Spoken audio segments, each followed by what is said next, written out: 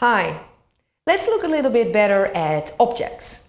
So we have already seen some objects that represented circles. We've seen a pink circle and we've seen a brown circle. So if we inspect these objects a little bit more closely, we see that the names and the types of the variables in the two objects are the same. We also see that the names and the types of the methods of the two objects are the same. The only thing that is different between the two objects are the values of the variables or the state that these objects are in.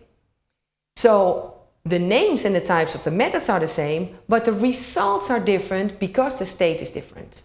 If you ask what is the color of a pink circle, you will get the result pink. And if you ask what is the color of a brown circle, you will get the result brown, obviously.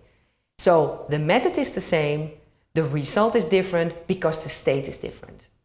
So we want to abstract away from this and do something like classes that define the variables and the methods of an object.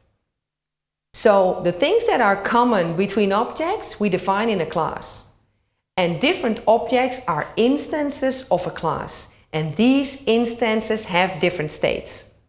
A pink circle has state pink color and a brown circle has in its state a brown color. And then you can create as many instances of this class as you want. We can make orange ones, blue ones, green ones and purple ones. So the class defines the variables and the methods and the objects are just instances of this class. And these objects have the state. So creating an object of a class is called instantiation. We instantiate a class and create an object. And then these objects are instances of this class. In the object-oriented programming language Java, there's a keyword for that, which is new. So here below you can see it.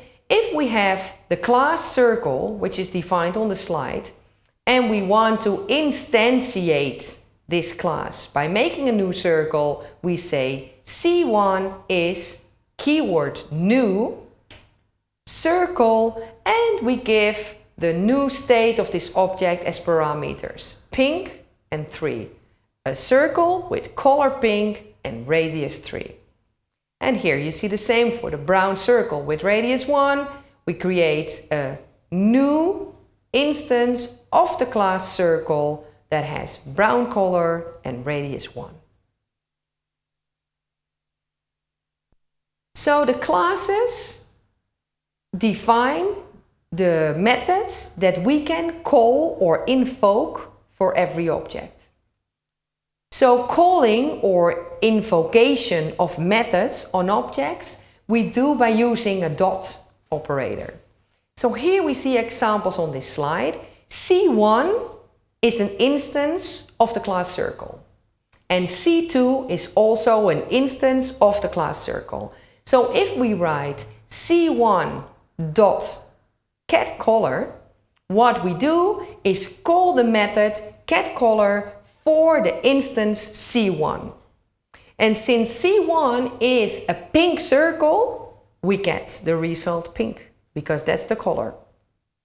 And for C2, something similar, C2 dot getColor will return brown because C2 has the color brown.